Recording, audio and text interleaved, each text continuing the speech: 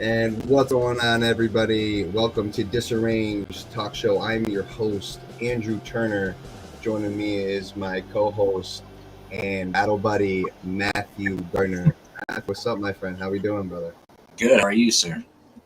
I'm doing okay, my friend. Actually, not okay. I'm doing great, actually.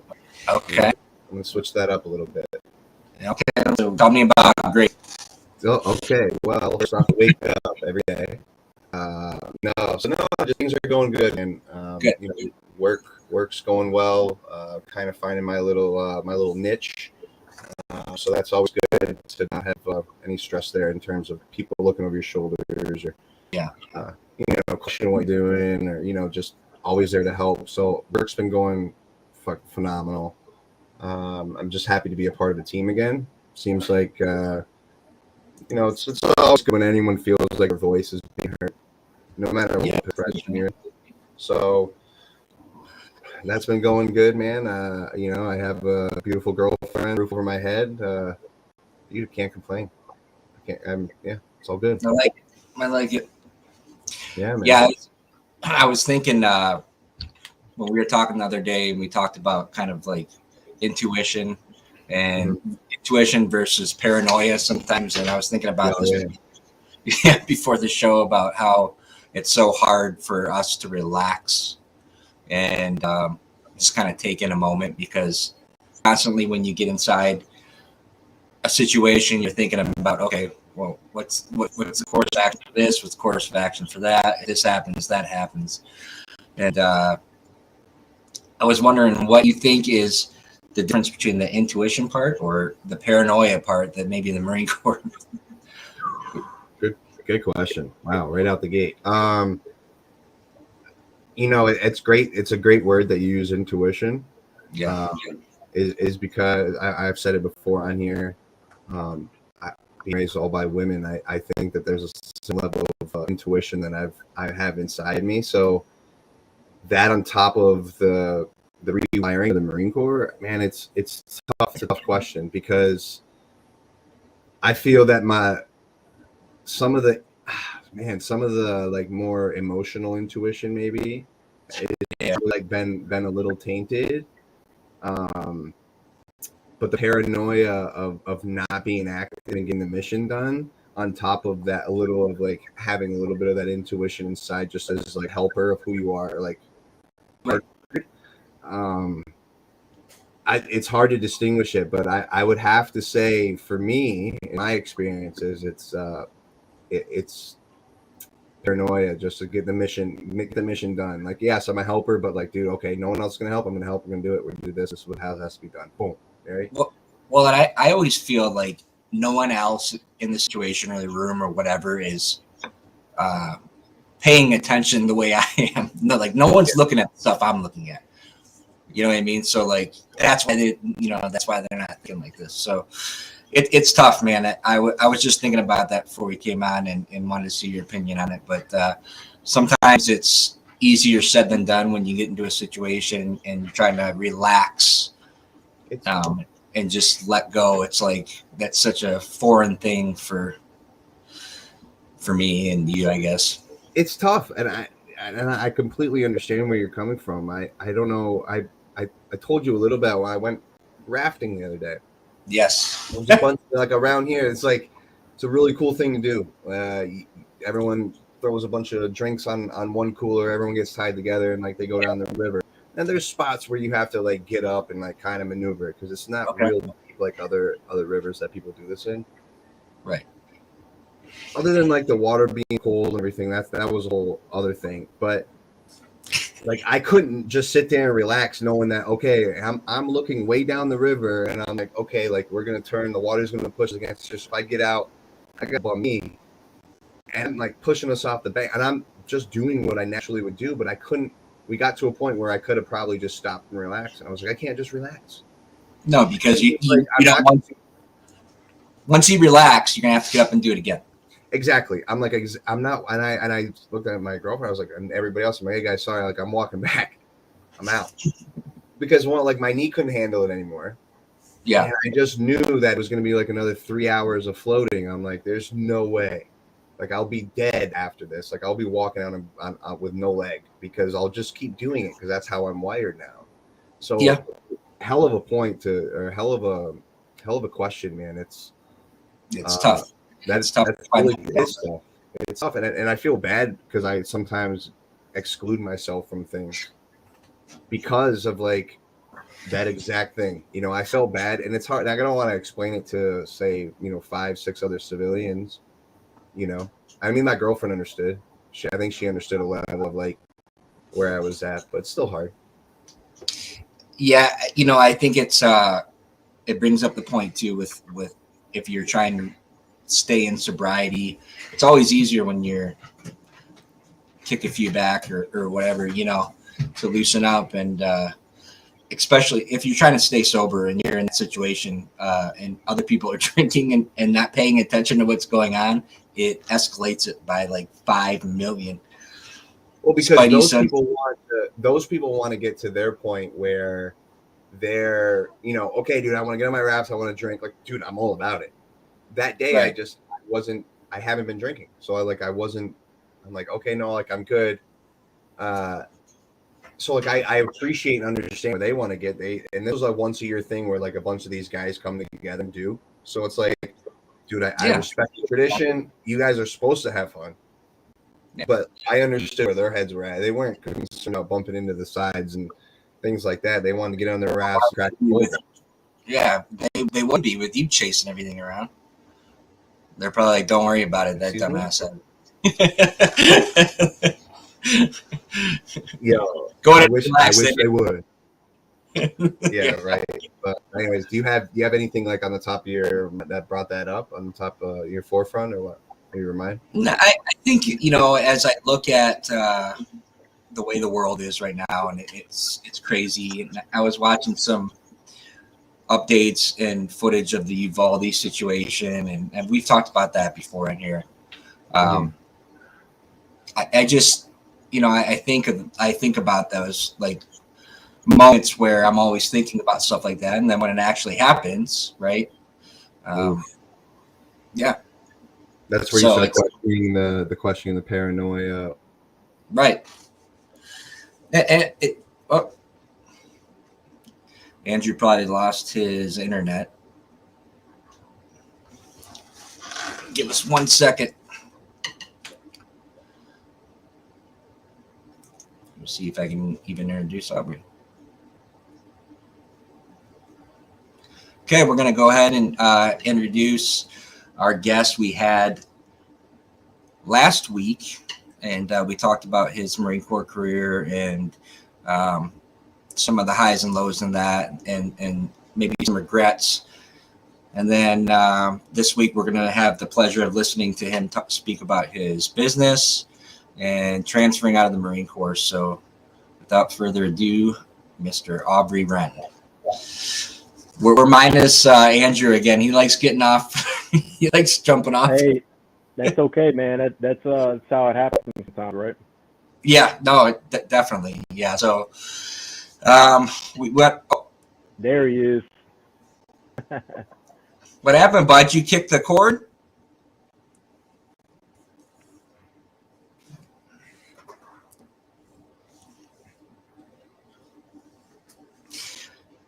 All right.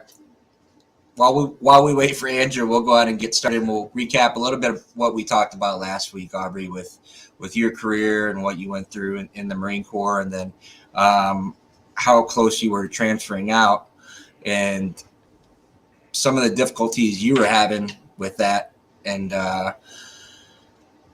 what you're going to be doing when you get out. We want to touch base on your business and all that stuff, but yeah, can you talk about some of the areas that our FRC model would help what you're going through in transition? Yeah. So again, first, I'd just like to say thanks, guys. I appreciate y'all having me on for another round. It's an honor and a privilege to be able to come on and talk to you guys and share my story, my experiences, and some insight with your listeners and viewers. So I want to say thank you guys for that opportunity.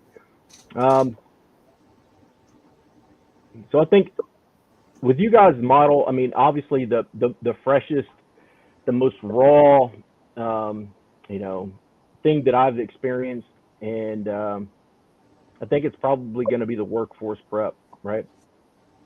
Because I just finished with a corporate fellowship through the Hiring Our Heroes corporate fellowship program. Was with USAA for 3 months. Phenomenal experience.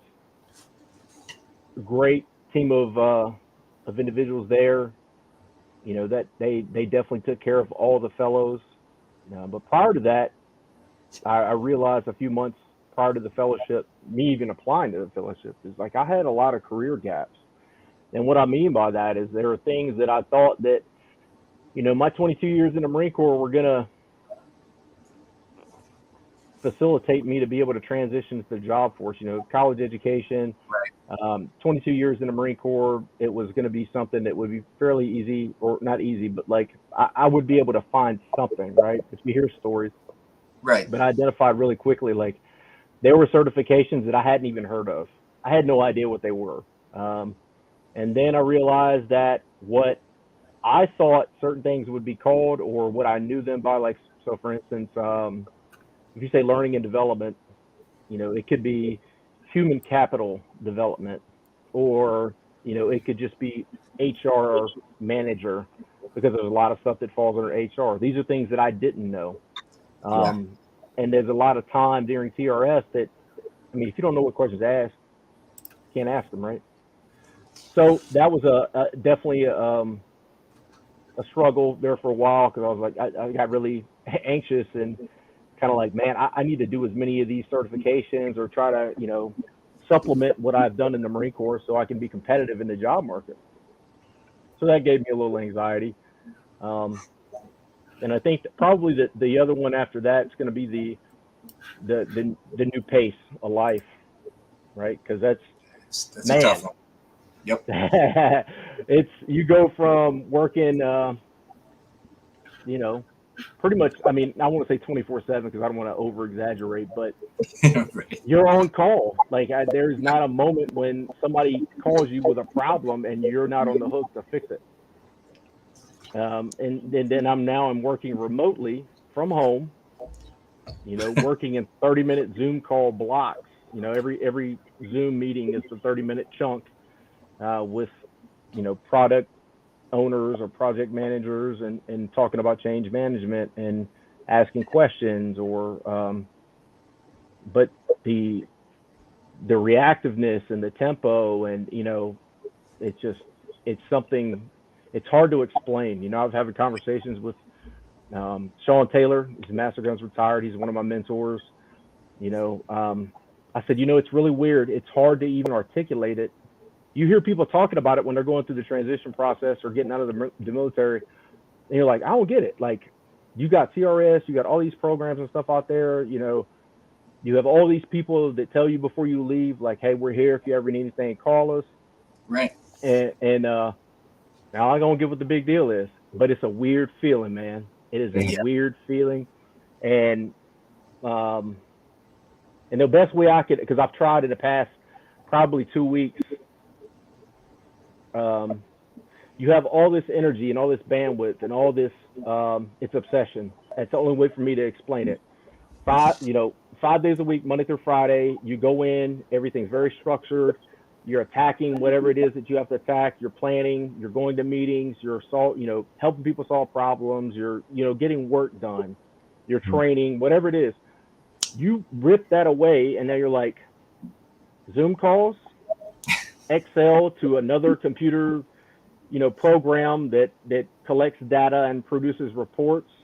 Yeah. That's tough. Like, it sounds like, well, that sounds pretty sweet. Like, that sounds pretty good.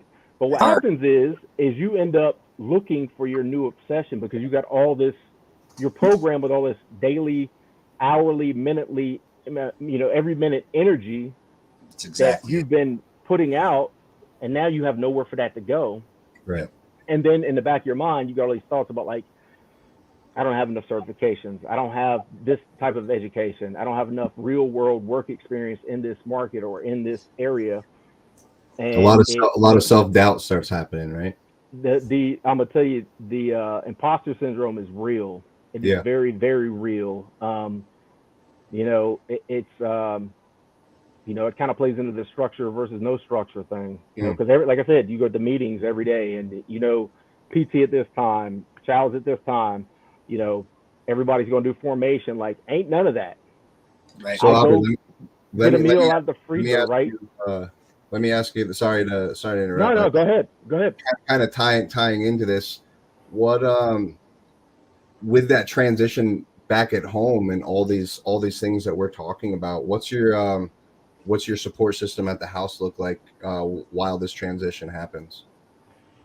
My support system at the house is phenomenal, um, and very patient, Okay. and very. Ashley, my wife, right? Because she's a gunnery sergeant. She works at Camp Johnson, the logistics schoolhouse. Okay.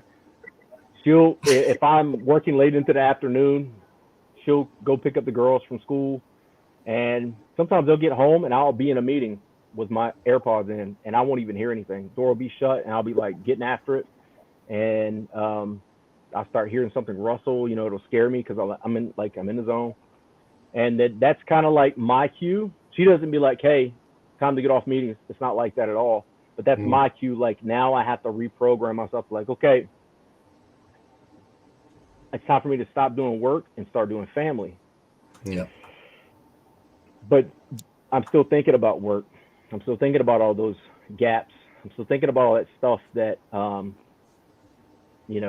I'm missing out on, and that I'm not learning, that I'm not reading, that I'm not getting accomplished, because it's a lot of insecurity there. You go. I told somebody when I first started USAA, I said, "Hey, it's been a long time since I was doing a job that I had no idea what I was doing. Real long time. They use different language, different acronyms, use systems and programs that I've never seen, never heard of. It was like, being a 22-year Marine and doing a lat move to like electronic maintenance or something. Like, I have no clue what's going on right now." Starting over. So, and that's at the house. But as far as external, my support system is phenomenal. I got Earl Budd, Sean Taylor, CJ Pearson, Matt Newton, one of my Marines from Afghanistan. We deployed Afghanistan. He got out way before I did. He's a successful real estate guy out in South Dakota now. Awesome. I've talked to these people, and I'm like, it's kind of apologetic to some of the Marines that had gotten out before me that I hadn't connected with in a while. When I talked to them, like, Matt, I said, I kind of want to tell you I'm sorry because I didn't call you Right. as much as I should, and I couldn't have the amount of empathy or sympathy or like concern. Empathy and sympathy is not a good term to use, but concern, because I didn't know what you were going through. Well, it's interesting you say that in terms of coming from the leader side, because getting out as a younger Marine, I got out as a corporal, got sergeant on leave, so I never got to actually like get pinned sergeant and wear it. But I remember getting out, and I had a rough go the first few years, and I remember thinking about all these leaders that used to tell me on all these great things that I did for them, and that they were always going to be that, they were going to be that person for me. And when the unfortunate situation, my re-enlistment got denied, did it rock? Everyone in my whole unit knew it would rock me. Yeah. I haven't heard, like, there's probably one or two of them that I've ever even heard from since that day that I found out that my re-enlistment got denied. And so I always, for years out here, was like, it's been part of like a little chip on my shoulder, being like, man, like these mother effers, like they didn't hold up to their core values, right? Honor, courage, commitment. Like, commitment to the fact is that, like, once a leader, always a leader. In my head, it doesn't compute that it doesn't compute that you can just be a leader for this block of time, then you go be a shitbag. It doesn't work like that. You're right. And I'm a person that takes everything like that in for face value. Like, okay, you're always going to be there for me. You're always going to check up on me. So like for years, I was very selfish by thinking that. I kind of I can see why, and I will tell you, being on the other side of that, we get inundated with the new field ops and the new deployments and the new PTP and you do forget, right? You're like, you remember these guys. Like I had Marines that I deployed in my last deployment, and I would see them on social media, and I would, maybe like something, or maybe send them a message or a text, or they would reach out and text me.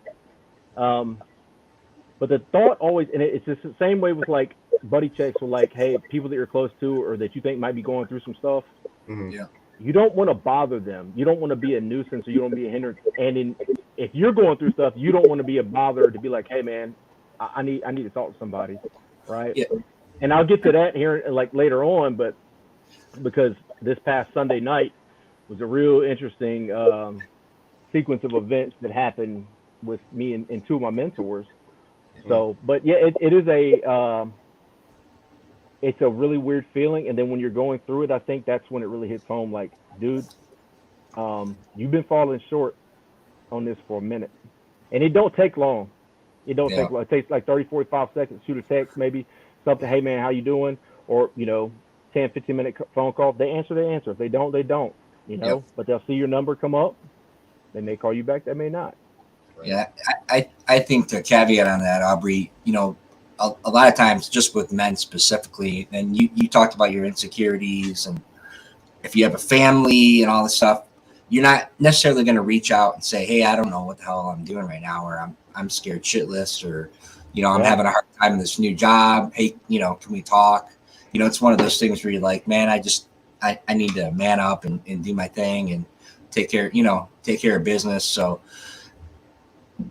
being encouraged or encouraging others to reach out during those times is, I think, very, very important, because I mean, you talked about it, all the things you were going through just with that, those experiences, going from that hardcore, strict timeline to, hey, I'm sitting here, I can get up and go eat a snack or whatever whenever I want to. So I could go sit and have lunch on my couch and watch SportsCenter if I wanted to, right? Ask me how many times I did that. Zero. You know where I ate lunch every single day? Right where you're at sitting. My desk.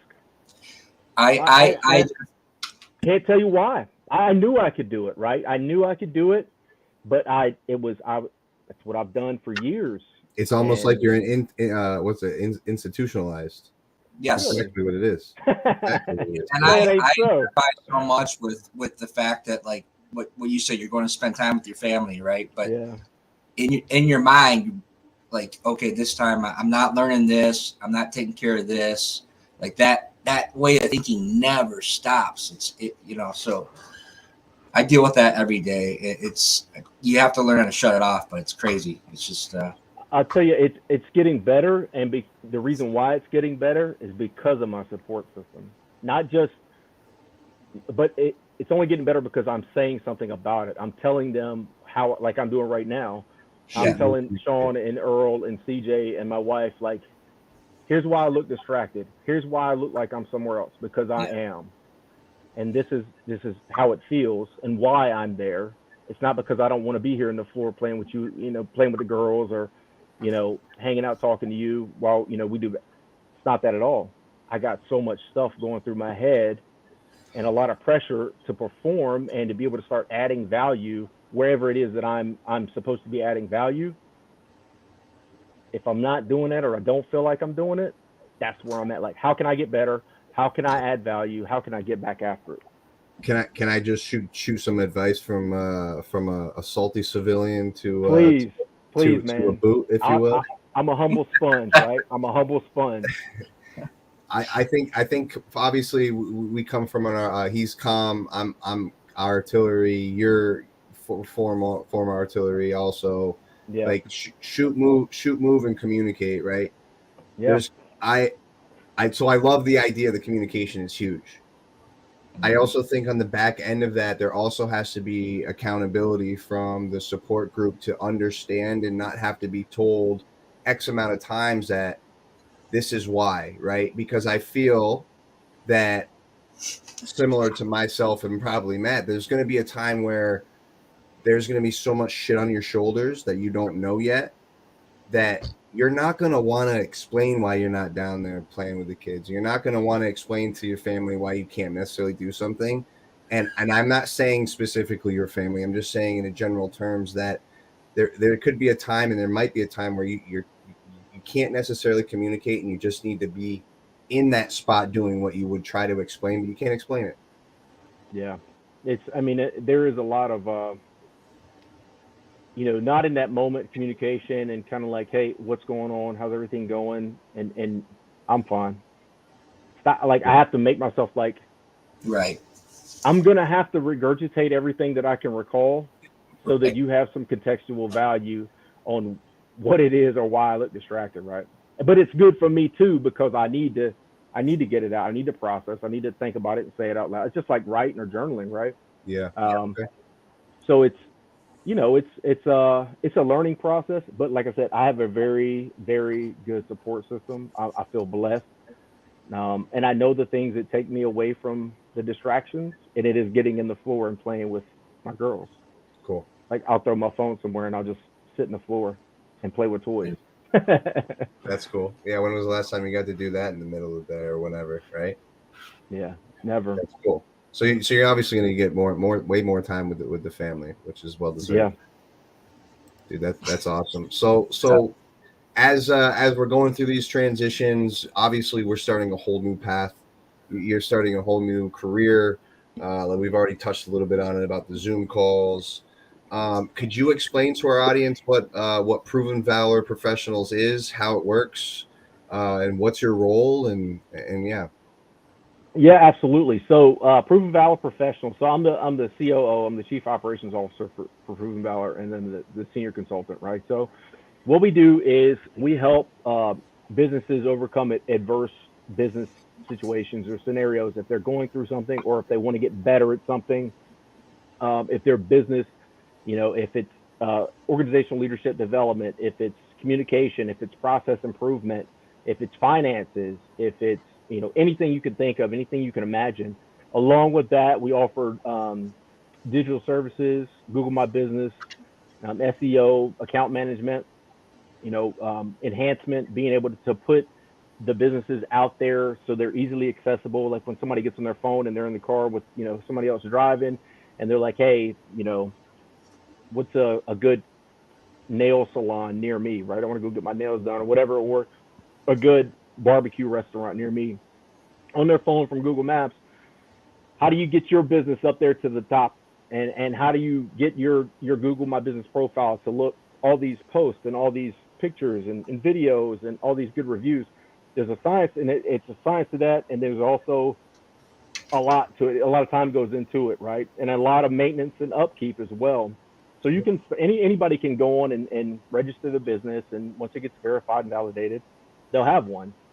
But when somebody Googles their business, if it's not the way it should be, they'll never get found because they'll be buried under 20 other companies, right? So we do that. But a lot of it is we're a veteran-run company, veteran-owned company. It's me, Jeff Savins, and David Hawes. All three of us are I'm soon to be a former Marine. Jeff's got a phenomenal story. He's been in the business. It's his business. He's been doing it for a little over a year now.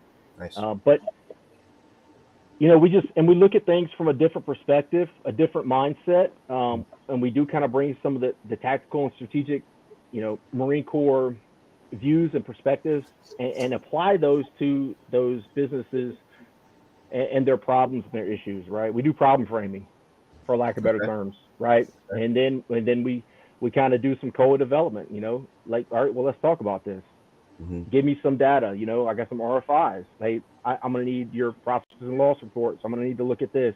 Hey, can I, send me whatever you have so we can sit there and go through it, and then try to pick out some anomalies in the baseline, right? So I'm speaking this language that you all, but when we explain it to them, we're doing trend analysis, right? But it's all the same stuff. And then when it comes to the application or execution of the things that we're telling them we think are going to work or going to make their business more successful, we coach them along the way as well. So we do coaching for those business owners and their teams. That's awesome. A lot of people don't understand what goes into, people think, oh, you just Google me and it pops up and you'll be on that list. It's like, no, there's actually there is actually planning. There's a little bit of science behind it.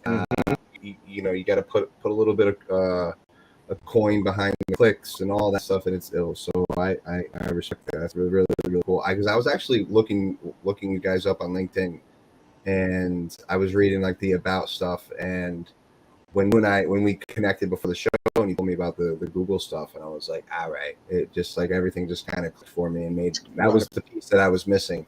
So thanks for explaining that. Yeah. So with all this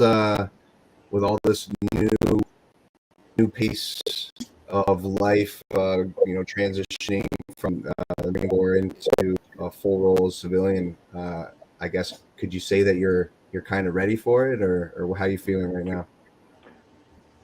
So it's interesting you asked me that because Jeff and I, we talked multiple times today, my partner for Proven Valor. And we always talk about, you know, certain situations and planning and or with clients, you know, if they're ready for this or ready for that. And what I have to remind myself, and I reminded him during this one particular conversation, I said, nobody's ever ready until they're tested. And they can find out if they're ready, right? Because if you ask yourself, like, well, I don't know if we're ready for this. I don't know if we're ready for that, or I'm not quite there yet. Well, we all know that the Marine Corps doesn't care if you're ready, if you've done these things, and you know you've passed the assessments, and somebody feels you're ready, you're gonna get tested, you're gonna get evaluated. Or if the situation just drops itself in your lap, you can either be ready or you can be ready to learn. Yeah, right. So luckily, I'm both. I'm ready and I'm ready to learn. Awesome. And I'm passionate about the work that we're doing, because organizational leadership development, you know, even change management and just helping people in general, man, I'm gonna tell you what, it puts gas in my tank like nothing else.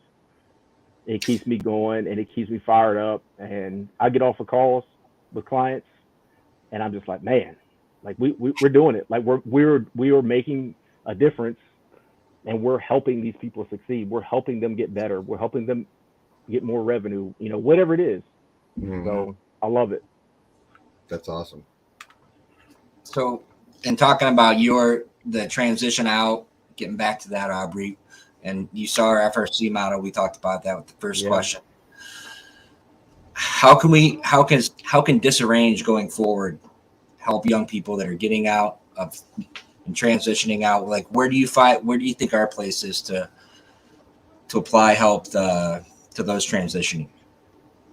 So obviously, because they not a lot of the programs. So here's the thing, right? Another reason why I had a lot of guilt, not necessarily, I did have guilt, because when I was able to look back and think like, man, there are a lot of Marines, junior and senior alike to me, that probably didn't go through a 4-block. They didn't do a Hiring Our Heroes corporate fellowship program. They didn't, maybe didn't have as much terminal leave, you know, didn't have as much time to get their stuff in order. They could be married, have kids, you know, whatever their situation is. Right. Or, hey, I'm going to go to school and something falls through, or nobody taught them how to do all the stuff to prep for college, or they didn't pick it up, right? So I think that the biggest thing that, you know,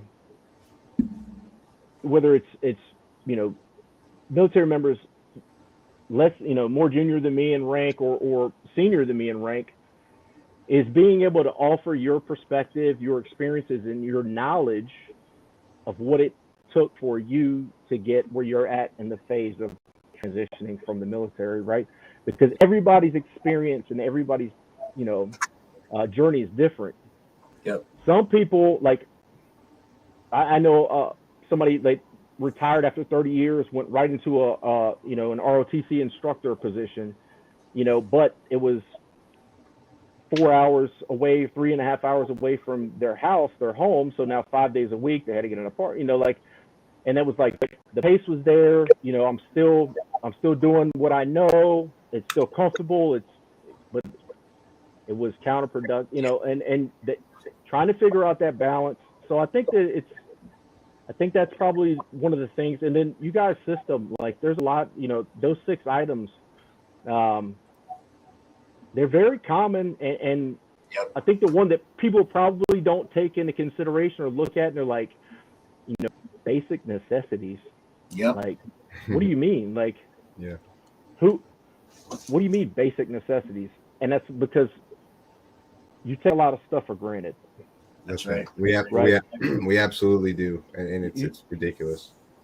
Like you can't walk into your doctor's office at 7:30 in the morning just because you want to and get seen right then.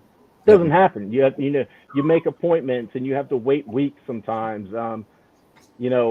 That's we would say that would be a basic necessity, but there is no meal card in the civilian world. There's no meal card. No, You don't get a barracks room just like, oh, hey, come work at Goodyear. We'll give you a house and we'll electricity and garbage and and you can walk down here to the cafeteria and eat for free. Like, and no, you don't have to pay for a gym membership. It's free. You need clothes. You need clothes. Oh yeah, we've got these nice drabs for you. That's right. And we pay you an allowance every year. Like, that doesn't happen, right? So that's when you put it and you break it down, put it in perspective. That's one that a lot of people probably like. Okay. I only had 6 T-shirts and like 8 pairs of pants, or like I had like 3 pairs of shoes and some old rat boots. Like, yep. We appreciate that. We appreciate that insight. And there's actually behind the scenes, I've got a couple companies that once we actually get legit and we are actually officially a nonprofit that I'd like to get involved with, because they kind of do something along those lines to provide basic necessities. But it's kind of a cool, unique idea, and I won't give it away all now. But Aubrey, let me leave you with this. Is there anything that Matt and I or our community can do specifically for you? Is there anything that you think of that we can help with at all? Well, because it's never, I'm ingrained with it, and it's to a fault sometimes. Not for me, but for you and anybody else that bother people, be a nuisance, interrupt them. Interrupt whatever it is you think they're so busy with that they don't really want you to call. Yeah. And when you ask somebody, hey man, is everything going? How's it been? You should be ready for the best answer and the worst answer in the world. Yeah. Both equally. Because if not, don't even make the call. Don't even send a text message. If you're not ready for the worst answer, don't ask, because you might just get it and you're going to be an hour on the phone or, whatever. So you need to be ready for that. But just being there, I'm working on it myself, and that's what the 3 of us, me, Earl, and Sean, sat down and we said we need to make a pact, a promise right now. Like, we got to get better at this, and we owe it to each other and to our families. Amen. That if we're gonna be here in each other's lives, we need to be here, right? Yeah, like that. So like that. Sounds like you got a great team, Aubrey. We appreciate the shit out of you, man. I look forward to continuing our relationship. You always have an open door policy here. You ever need to come on, bitch about something? You got some stuff going on in your life, dude. You got our contact information, phone numbers, emails, everything. You just reach out and say, hey boys, I need some time, and it's yours. Okay. Hey, I appreciate that, and I might take you up on it, because I might have some questions. All right. Yeah, I got you. And I also got you that other thing too, man. I got you in the back of my head. Yeah. Okay. Not about that, but like questions, like as I keep going through this, but like, for real, on that other thing too, that thing we talked about, like. That thing. Yeah, I got you, brother. I got you, brother. Matt, you got any saved rounds for him? Well, I mean, he's not going to keep coming on if you keep jumping off air every 5 seconds as soon as he starts talking. Nah, I don't. That much. He's Aubrey, 32 episodes. That's never happened. and the 2 that have is with you. So I don't know. I got charms in my pocket. It's like, it's insane. Yeah, good luck with everything, Aubrey, and thank you. God bless you and everything you're doing, man. Appreciate it. Thanks, fellas. Thanks for what you do, and I appreciate it. Awesome, Aubrey. Thank you so much. Dude, you're an asshole, man. You just throwing me under the bus, dude. I have no idea what happened. It just like my computer went black. I could hear Hey, bud, out there listening to it. it's standard data now. It's every week, bud. You might as well just, But you know what? Is your camera looks a little blurry just on my end. No, actually, yours does. No, it does not. Okay. Come on. No, yeah, that was. We appreciate Aubrey, man, and Yeah, man, that was good. That was good stuff, dude. He's freaking awesome. he's got these nuggets of knowledge and insight. He just puts things together so well. And when I rewatched the last episode, I just found so much stuff that I didn't, hear while he was speaking. Man, he's a great guy. We wish him all the best, and obviously we'll have him on and talk to him again. Yeah, I'm excited to follow his journey with Proven Valor Professionals. I'm following him on LinkedIn, and it'd be cool if we could somehow do some business together. But moving on, we are going to do Reviews Out Loud, my friend. It's back. We didn't do it last week. Okay. And so I've got two of them for you, but I'm gonna read them to you. I'm gonna shoot you a little surprise. Okay. Can you guess the two locations? I'm going to guess Las Vegas and Colorado. Wow, absolutely no. First location, everybody. Reviews Out Loud. If you don't know what it is, it's scrolling at the bottom of your screen. The first location is going to be Miami, Florida. Coming in at a staggering 4 stars, but nice. So anything, if you know about Reviews Out Loud, anything with 4 stars or above only gets a positive review. We're not going to the negativity. So Oscar D. Sarvia says the VA really tries to take care of its veterans in the best ways possible. Since the recent change of government, the staff is overworked and limited in many ways, but it's a great place, good hospital, great clinic. Most people care for people. So shout out to Oscar D. Sarvia for a great review on the Miami, Florida VA MC. Yeah. Second, what'd you say? Thanks, Oscar. Thanks, Oscar. Thanks, Oscar. The next city is Oklahoma City. Oh, okay. All right. Coming in at a 3.4 stars. This person I guess is anonymous, and gave them 1 star. This is in reference to a great soldier buddy of mine who has traveled from Lawton, Oklahoma, and that's why I picked this one, is because shout out Lawton, us 011 boys, to have surgery for kidney stones removal and has had numerous infections and was sent home without meds. Has to have a catheter for the rest of his life. Doctors are very unconcerned about his health, welfare, and life in general. As a retired military serviceman, I will never use a VA hospital for any surgeries. Okay. Yeah, it's anonymous. He's a little butthurt. Yeah, he sounds like he's not going to be returning for services. And I doubt he would try to re-enlist either. Yeah, I mean, hey, listen, experiences vary. We say every time we read these, and I think my experience with the VA is more towards Oscar's side, where you can see like people are overworked, but I feel that in every business or every company, you got those people, but at the same time, I feel like people are doing their best to try to help you. So yeah, and like we said before, I think people go in with the great intentions to like help, and then they get wore out. We're assholes. I get it. Like, yeah, they get wore out, and you're there for so many years, it can get very tiring. So I mean, well, I can imagine the feeling they feel when they see you come and walking through the door. Dude, I think it's in my chart. I don't think that's a visual thing anymore. I think as soon as yeah, you're right. I mean, as soon as I see my card going through the garage, like oh shit, like they know, because they just walk in like overly, like Well, last time we were there, they were just like super, super nice, like way Yeah, like Truman Show nice, you know? yeah. Watch this guy Yeah, watch out, he's crazy. tap dance in this minefield. Well, anyway, I'd walk right in there and just give it to you, bud.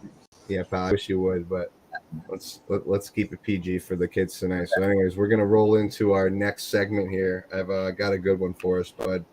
Yes. Kind of taking Aubrey's advice. It's kind of funny he said what he said because I think we've called this person before. We keep trying to check in and they don't pick up. So Yes. we're gonna give him a shot, give him a call right now, see what's going on.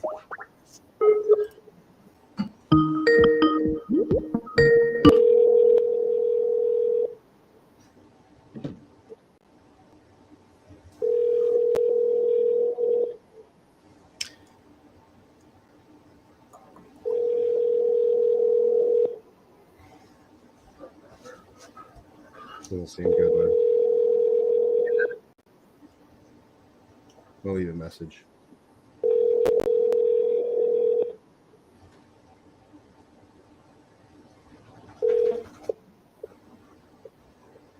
Please leave your message for 309-285-2828. Hey, Jay Murdoch, this is Andrew Turner and Matthew Turner with this range, brother. We're calling you live, just doing a buddy check. Want to make sure you're doing okay. We're both thinking of you and hope you are well. If you can definitely text or hit us on social media. Matt's got something to say too. We're thinking about you, man. We love you, and the first episode of Disarrange has over 500 views, and pretty much all of that's due to your authenticity. Sorry, my bull's jumping around. Your authenticity and your willingness to just be transparent with people, man. And we appreciate you. We hope all is well. We'll talk to you soon. All right, Jay, we love you, brother. Semper Fidelis, and we'll talk to you soon. Love you.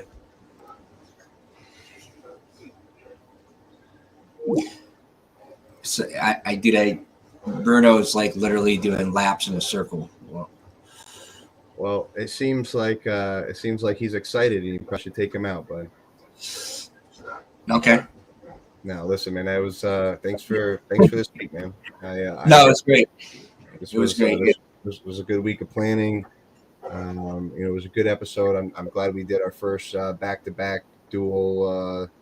Yeah, and we have a big day tomorrow too. So. Part two, and then everybody tomorrow. Matthew and I are going to be a guest on a podcast show. You'll get all the information when we're allowed to release the content. But it's going to be a great experience for us to be on the other side of this. Yeah, it'll be interesting. So it's going to be great. Yeah, I'm excited. It's going to be interesting to say the very least. So I'll be anxious to listen. I'll be anxious to listen.